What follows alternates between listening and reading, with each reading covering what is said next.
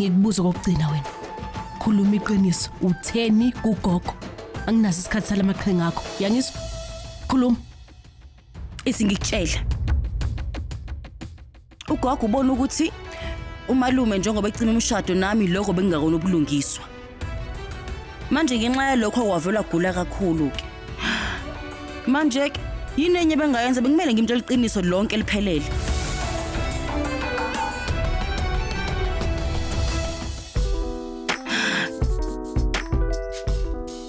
Ngase ngamtshela ke ukuthi ngosuku lomcimbi wemehendi ngazibalekela ngokwami. Ngase ngamtshela futhi ukuthi bengingafuni lutho nokuhlanganisa nalo yamshado.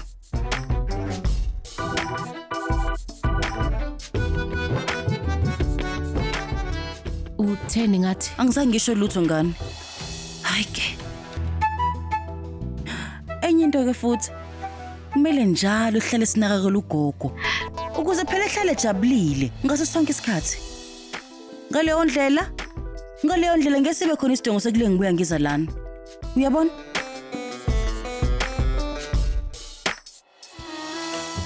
Hawu gogo. Kanti ulana wena. Mina kade ngikubheka phela yonke indawo. Kanti kwenzakalani manje gogo? Usuzungcono yini kanti manje? Ungaqali phela uzulazula yonke indawo kumele uphumule. Umzimba wakho uyakudinga ukuphumula. Hayi ke mina sengizohamba ke manje. U-aunt ungilindile lapha ekhaya. Lila, uma ngabe ngifisa ukuphinda ngihlangane nawe futhi ngiyokwenza kanjani? Okumele ukwenze ukungifonela nje. Mina ngizobe sengifika ngokusheshsha. Uma ngabe khona into engifisa ukukunikeza yona ungayamkela yini? Ini? Lila, kungijabulise kakhulu ukukhuluma nawe namhlanje ngani yami. Akuyona into evamile. Sinabantu abasizungezile esikhuluma nabo ngazo zonke izinsuku. Kodwa kusibona abantu abazuza inhliziyo zethu. Futhi nathi asikwazi ukuzuza inhliziyo zabo bonke. Ukukhuluma nabanye abantu kuyajabulisa kakhulu. Yebo, ukukhuluma nabantu abathize kuyajabulisa. Uma ngabe ngikhuluma nawe, inhliziyo yami izokuthula okukhulu. Kudala ngagcina ukuzizwa ngalendlela. Hayi kuona wonke umuntu. Kudala ngenkathi ngivamile ukukhuluma noAntara, ngangizizwa ngalendlela. Thina sabelana ngesibopho esijulile sobuhlobo. Ubudlelwane bami noAntara kwawubudlelwane obuqine kakhulu, kwangesiyo nje umamezala nomolokaza. Namhlanje akasekho, isikhala sakhe esikhulu kakhulu. Ukukhuluma nawe kuvala isikhala esikhulu kakhulu. Ngiyangijabulisa. Nganikeza uAntara isari njengesipho sobuhlobo bethu. Uma ngikunikeza isipho sobuhlobo nawe, ngabe uzosamkela? Kodwa gogo ngakunqaba kanjani nje kuwe? Lesari yona engayinika uAntara. Uzoyamkela lesari.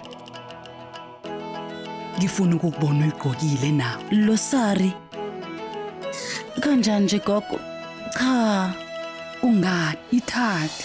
Kodwa gogo uyazi ngithi ukuthi ngimsaba kangakanani mina umalume. Mangasathole nje ukuthi mina ngithathe lo sari lona engathukuthela kabi ngoba gogo lo sari kwakungowomkakhe wokuqala. Imizwa yakhe ixhumene nalo sari. Lila, uAbiram uthukuthele kodwa ngizokhuluma naye.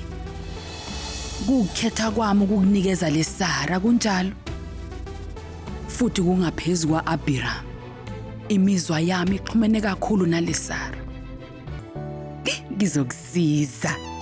Angifani nogogo wakho.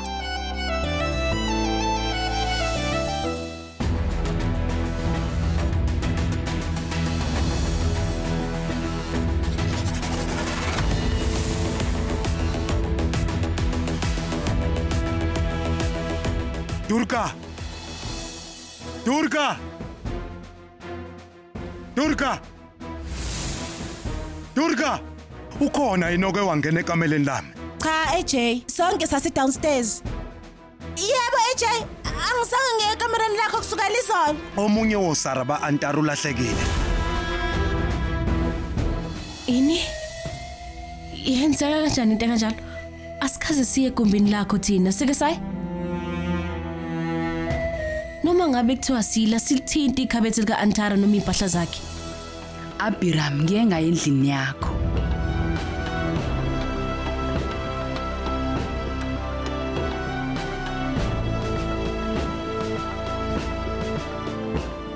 Ngafike ngathatha isari ka-Antara.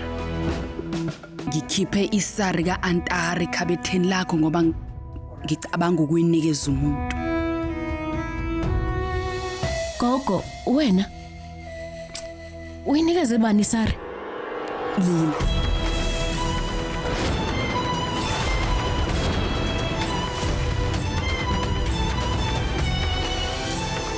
Ungaphuthelwa ukuzibophezela ngo7 ntambama njalo ngomsombuluko kuya kuLesihlanu on yours truly zizonke sisonke DStv channel 169.